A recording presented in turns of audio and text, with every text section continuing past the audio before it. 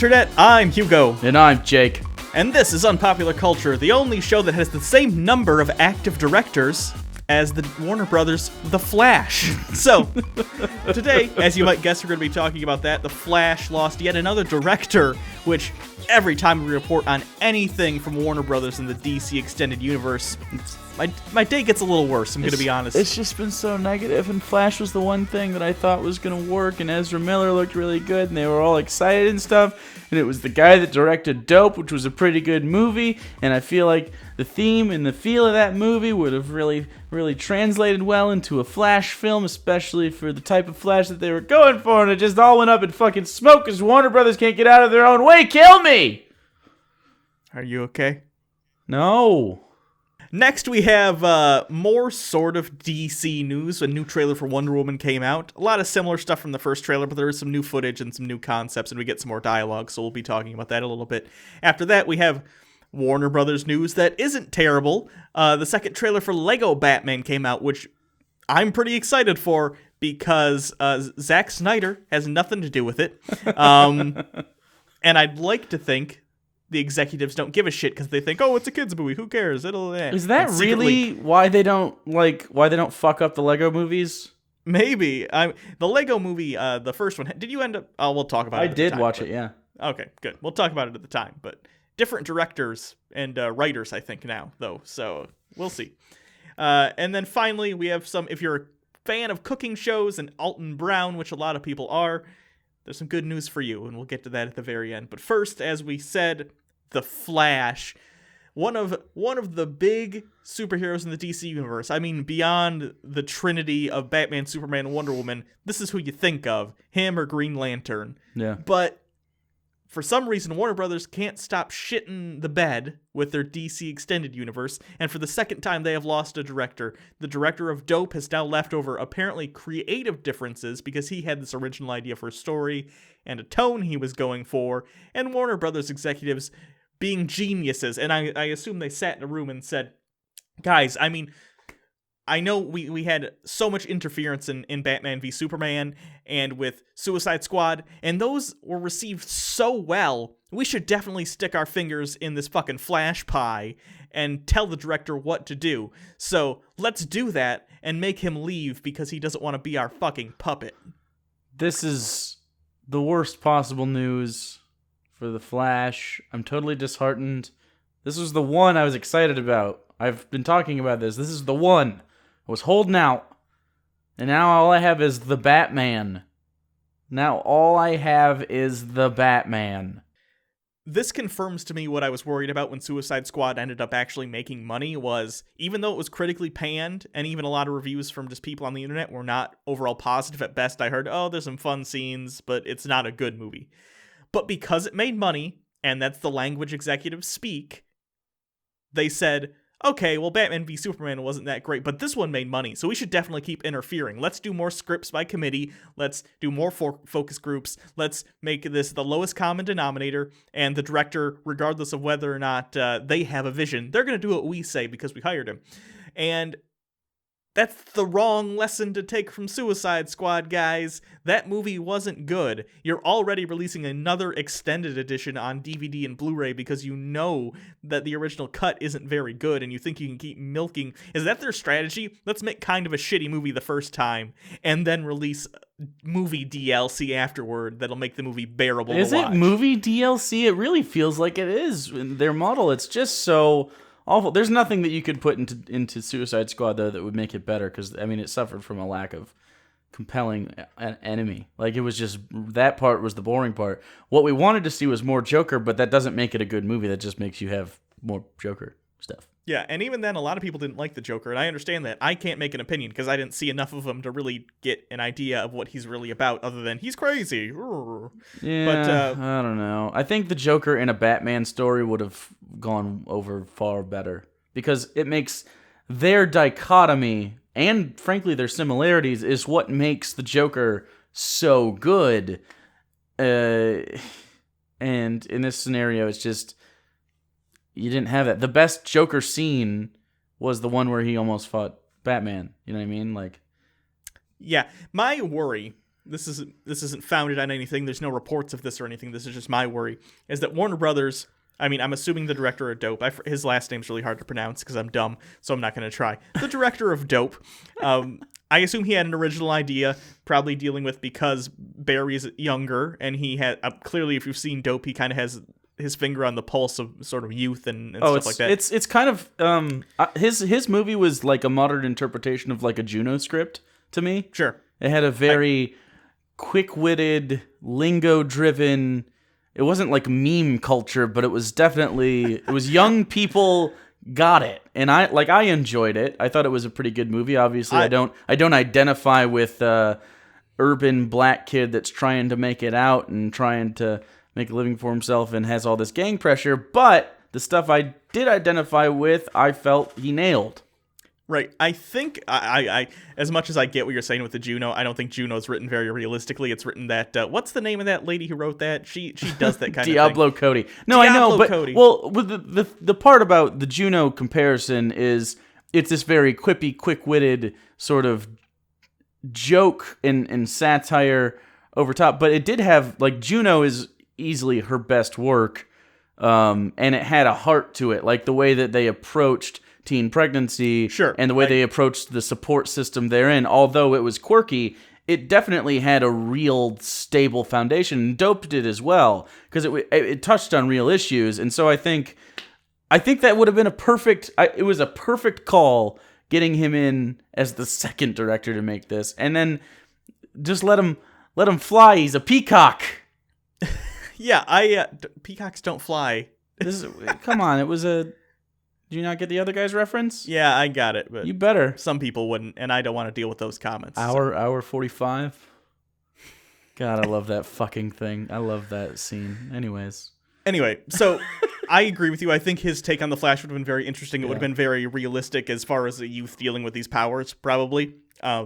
And for whatever reason, Warner Brothers didn't like that. They probably wanted a more paint-by-numbers script that fit their demographic charts of, the chart says you need to hit these plot points and have these kind of characters. Are they not aware, like, that Deadpool just killed everything?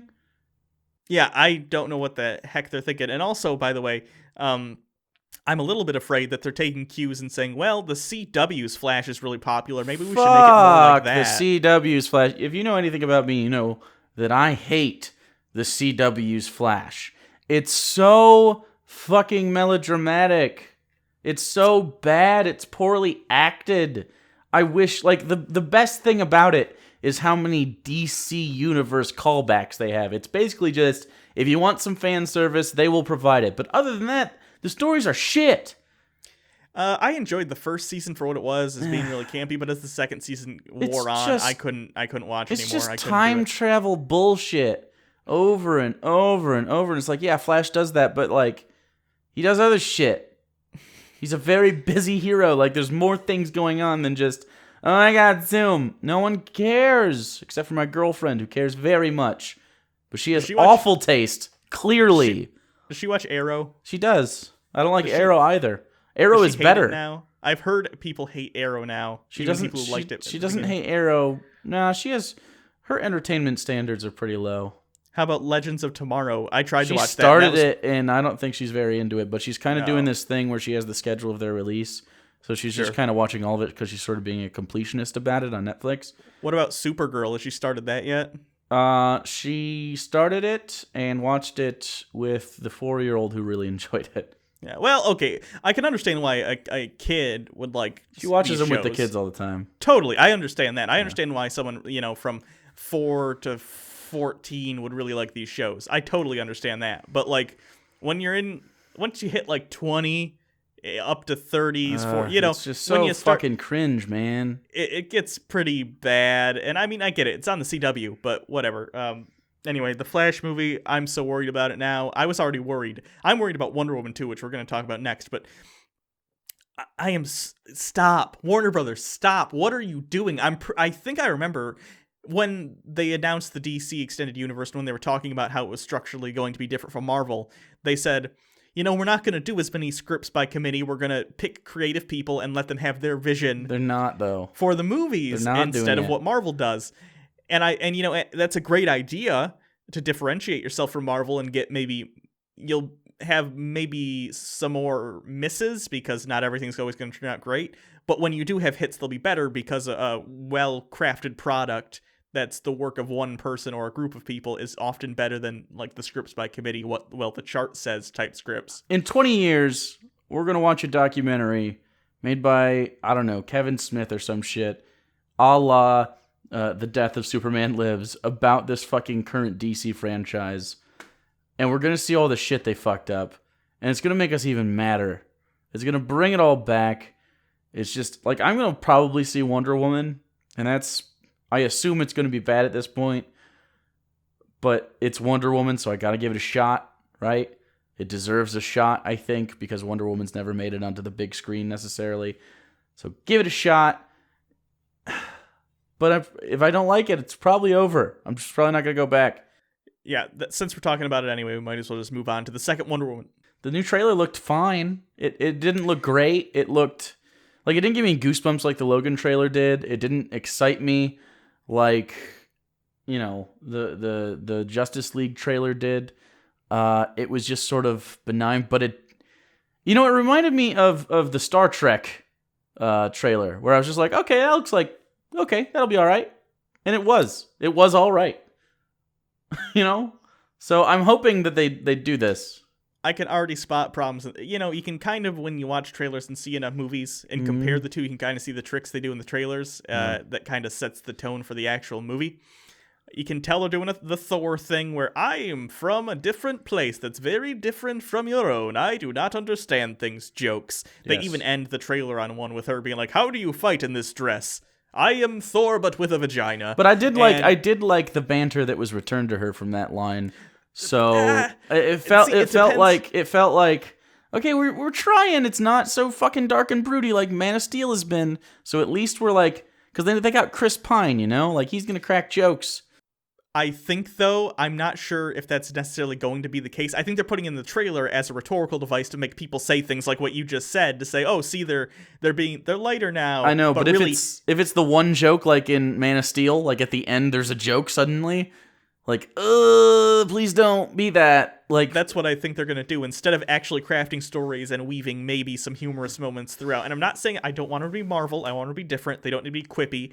No, they don't have to. I don't even want that. I would like a different tone. If they're going to have humor, it needs to be blended well with the overall tone of the film, but I don't think they're going to do that. I think they're still going to do Batman v Superman type movie and then throw in jokes in the script because the script was already done, so then they just have to, you know, have a script doctor go in and add jokes randomly. Script doctor. Fuck! We're doomed, aren't we? We're doomed.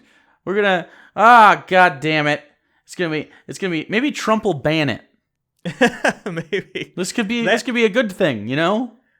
That's the one good thing. I mean, Trump became president, we defaulted on all our national debt, the world economy crashed. But no more DC extended universe fucking movies. It's over. It's fine. Maybe. Anyway, or maybe better yet, strip it from Warner Brothers and give it to literally anyone else. Give it to the guy that did The Room. I really wish I really wish DC could have somehow, in the same way Marvel started working with other people and then they were able to go out on their own and become their own studio. I wish DC could get a foot up doing that, because I really believe that if DC was its own company with people who had their interests vested in the movies being quality and the future of the DC brand, I think they would do better for themselves. Like, do they realize that like making $500 million is better than making like $200 million? I don't know. Like, the economics behind it. Your budgets are still high as fuck. It's not like you're doing low budget hand cam Batman movies. You're doing these huge $1 billion movies and trying to break even and just kind of squeaking out. And you're like, we turned a profit. No, make a good one and you'll turn a shit. Like, imagine the fandom behind it. If Wonder Woman was excellent, like if Wonder Woman's the best comic book movie of all time, imagine what happens to your fucking franchise. Right. That's what I'm saying. I don't know what they're thinking. That said, the positive things I have to say about the trailer, I like how Themyscira looks. It does have more color. That's good. I'm glad. The palette looks a little bit better than it did in like Man of Steel or Batman v Superman. They definitely didn't wash it out as much. I noticed a weird blue tint, which can be a stylistic choice. I'm not against having, themes done with color in your films. That's your focus group stuff, by the way, because they do focus groups with different colors, and blue and orange tend to rate higher. Yeah. So I'm hoping that's not too distracting, although at least it's not just gray.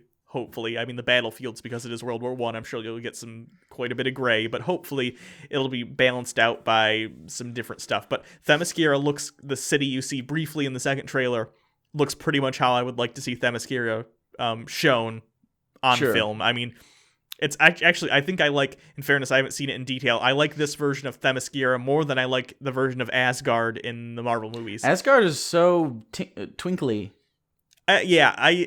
I don't know exactly. I'm not an art director. I don't know how I would envision Asgard necessarily, but not like it is in the Marvel movies. It's a little too high concept, in my opinion. I kind of like the idea of the animated Batman series, Gotham, where it's like very monolithic, tall, statuesque structures, and like everything's kind of like bigger.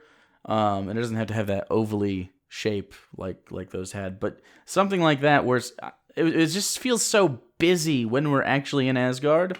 I don't know. It just kind of like Guardians of the Galaxy had a similar issue with the Nova Prime stuff, where it's just there's so much. Oh, okay. I get what you're saying. It's just like calm it down. Like there doesn't have to be this much stuff. I really did like the design of the giant head base, though. I'm going to assume you mean Xandar, not Nova Prime, because Glenn Close is Nova Prime. Do you mean the Nova Prime stuff? I couldn't remember the name. Yeah, Xandar. Okay, gotcha. I didn't assume you were thinking Glenn Close was way too. Glenn Close has far too much. She is in far too much HD. Film everything else in HD. Film Glenn Close in 480, because I don't need to know how. Like I don't need to be able to see the tree rings. Oh God. I did notice also that.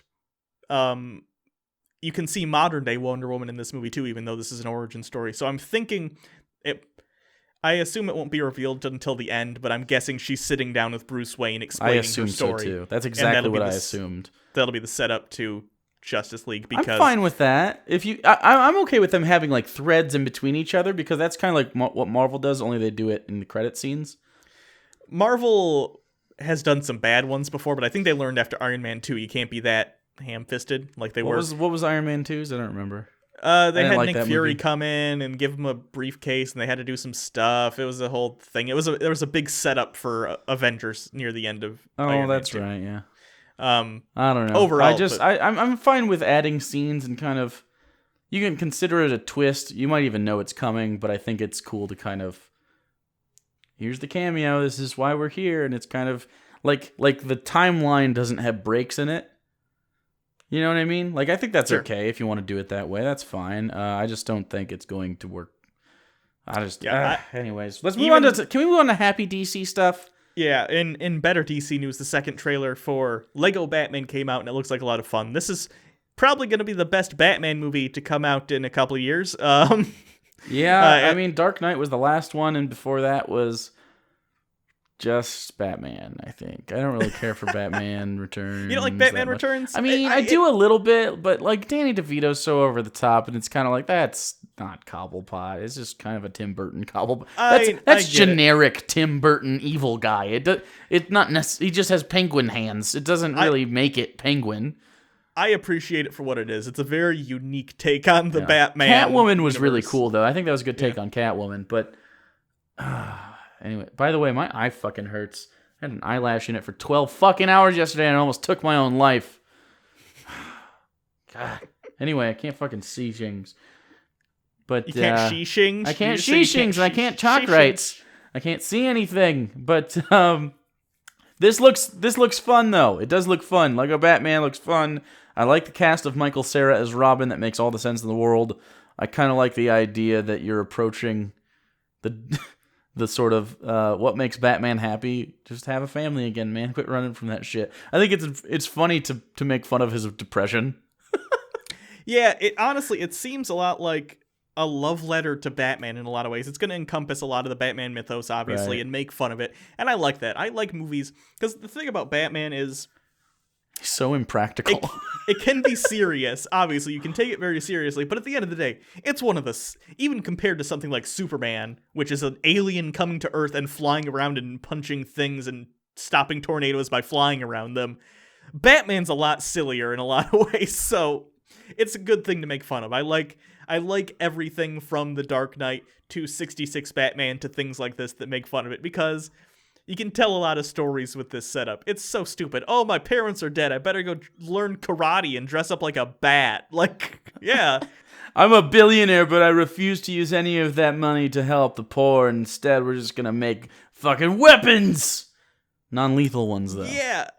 There's actually some... Batman's silly, but he's so cool. Rosario Dawson is in this. Is she the night nurse?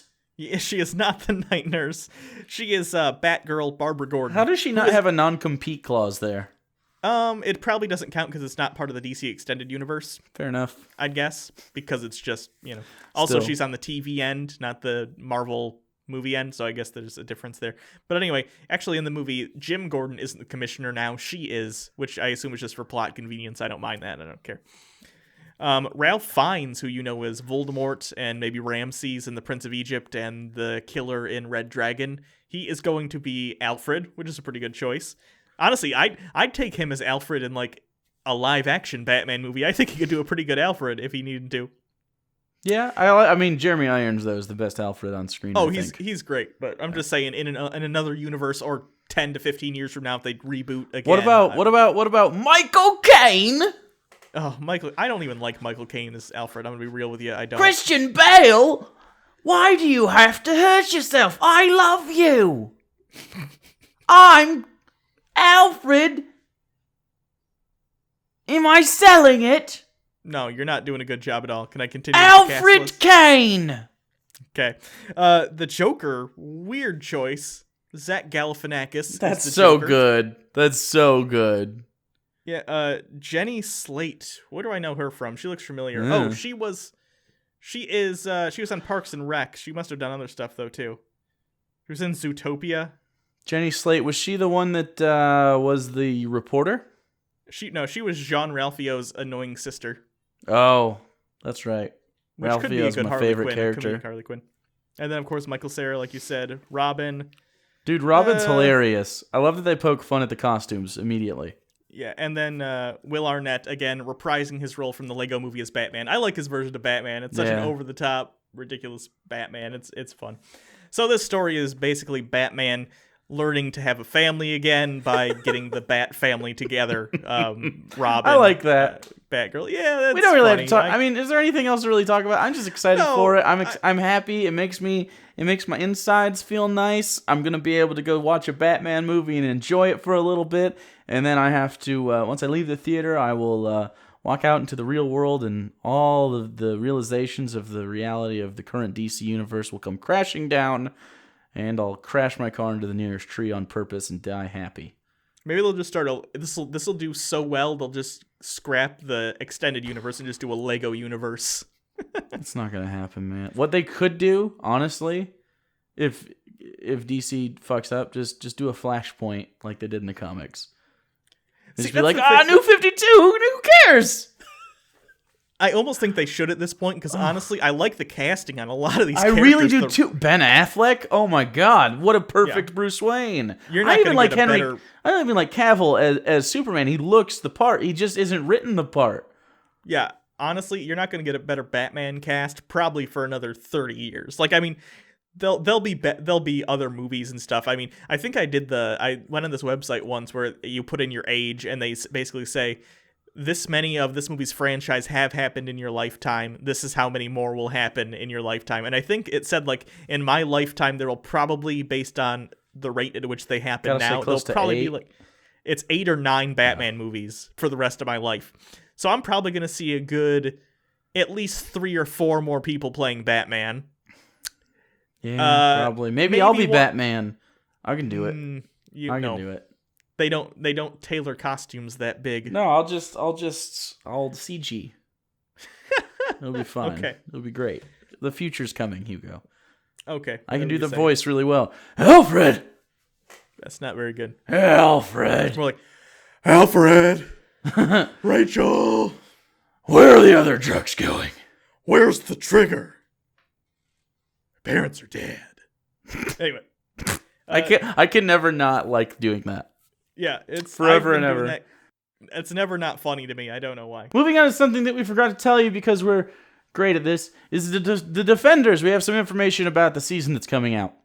Yeah, there's actually been some screenshots that have come out that are pretty cool, and also we have sort of an idea of the structure. I think we mentioned before Sigourney Weaver was cast as the villain, although we don't know who the villain is going to be. That's a great cast. Love Sigourney Weaver. If you've ever seen the Alien movies or anything else she's done, good, except for maybe Alien 3 and Resurrection. Now, I'll give you Alien 3. You can keep it. But Resurrection, nah. Okay. And then we know that the series is going to be 8 episodes now, for sure, which I actually don't mind. For one, I assume all these actors herding them together for however long it takes to shoot this is probably a pain enough, much less adding 5 episodes to this like the rest of the Netflix series. Herding them. They put out some sheepdogs. Yeah. And they're like, come on, Mike Coulter. And he's like, oh, I guess I will. I'm actually glad, though, because I think one of Luke Cage's weaknesses, honestly, was a lack of focus. I think if they had trimmed the show down a little bit by a couple episodes, it would have been more focused and worked a little better. Overall, I still like the show. It was 12 or 14 episodes. That was 13. It was 13 episodes. Yeah, they needed about 10. But I understand why they're doing 8. Hopefully it'll be a very concise story, which is also good because they're not going to fuck around with getting these characters together. I assume by the end of it, at least the middle of the second episode, they'll be together in one way or another. You know what they're gonna do? They're gonna wait till the last episode to actually team up, and then we're gonna get a tease of costume reveals. Oh my god! If they did that, everyone would be so mad. So mad. It's gonna be so good. My prediction is they'll do some in the first episode, some setup, maybe where all the characters are. That's fine.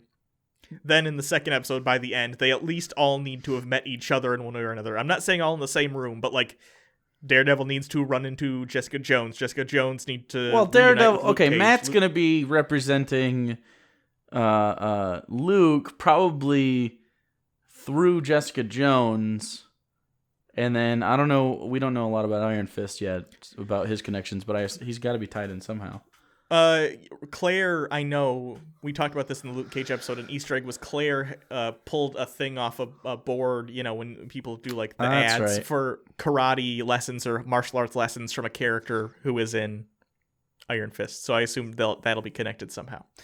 Claire might just be as simple as Claire brings them all together for some threat she becomes aware of, which if they want to get it done quick and get the story moving, I wouldn't mind as long as it doesn't feel too contrived. I mean, she does know a lot of super people, so I'd understand if she saw a threat somehow, she would get them together, but I don't know. That's pretty much all the information we have for right now. Iron Fist, I think, is coming out in March, and then sometime later in the year, The Punisher and Defenders are coming out. I don't know which is which as far as order goes, but still excited. By the way, speaking of Marvel, just briefly, we're going to do our Doctor Strange live show, I believe, next Sunday. Correct. I don't know. I already saw it. I'm pretty excited to talk about it. There's a lot to talk about. There's a lot to unpack there, so it should be a good discussion. I'm told that the third act is kind of wild. So yeah, that'll be the 13th, the Sunday. All I'll say is the strength of this movie is the creativity in the different action sequences. No one action sequence is exactly the same as another. That's so hard to do in a day and age where action scenes are like a dime a dozen. Right. Because of the unique characters, because they're magical in nature, the rules of each encounter are very different. I can't say more without spoiling. Right. No, that's fine. That's fine. Like, I think that's why Daredevil stuck out to everybody, is because it wasn't this high-flying crazy, like season 1 specifically. It wasn't high-flying crazy karate stuff. It was fatigue-ridden brawls that were really, really, they're visceral. You felt it. If you felt exhausted with Matt while he was beating people up in a hallway, and they kind of got away from that, so I hope we kind of move back towards it. But yeah, I'm looking forward to it. I hear a lot of really interesting non-spoilery things about it. I hear Cumberbatch does a great job. I found out after the fact that the final sequence of events, the thing that resolves the plot, was actually had input by Dan Harmon of Rick and Morty, Community, and Harmon Quest fame. I love Dan Harmon. And after I found that out, I was like, oh yeah, that makes sense.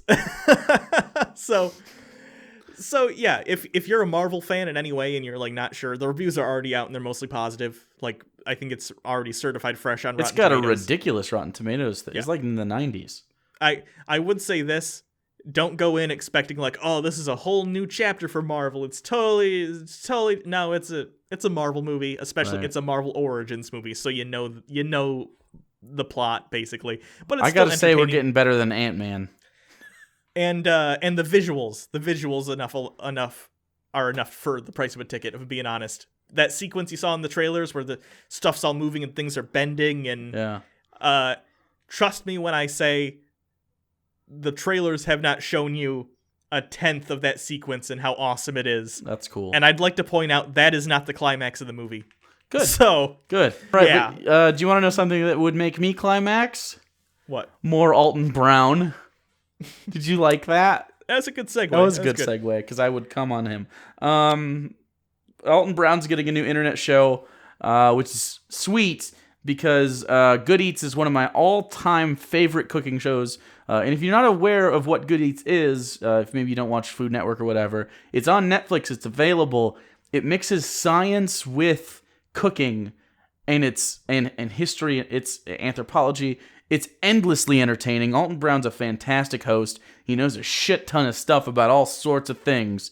It's just great. And you'll learn how to cook. Like, I actually modified my tamale recipe based upon his tamale episode, and it's even better now. It's better than Abuela's. Have I had it since you changed that? Because your tamales are really good. No, you have not. I changed the way that I do the masa, specifically. I use the liquid from the meat, and I don't do it ahead of time. It's very good. Anyways. See, that's why I got to move out to where you live so I can eat some of your fucking tamales when you make them. I'm so good at cooking. Also, I just got a subscription to Blue Apron, so I'll be showing people that. If you don't know what Blue Apron is, they send you food. It's like $9 a plate, and you make your own food, and it's like super gourmet. I already buy that kind of shit anyways, so it's just Does it like have instructions? Cheaper. Yeah. Oh, I'll tell you how it goes. I'll tell you how it goes. It has some stuff that you wouldn't eat though. I bet there's a subscription box out there that could help you learn to cook. Like they'll send you the food. That's and instructions. exactly what this is.